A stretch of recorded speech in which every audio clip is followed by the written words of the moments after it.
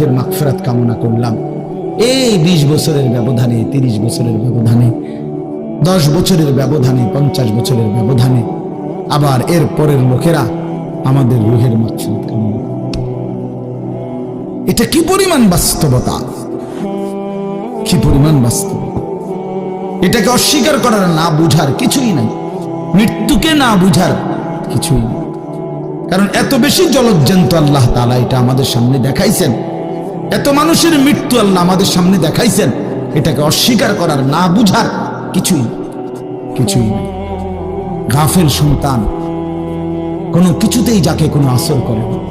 আহা, আপনারা জানেন না, আপনাদের এক এক ছেলের অবস্থা হলো কলিজাটা পাথর হয়ে গেছে।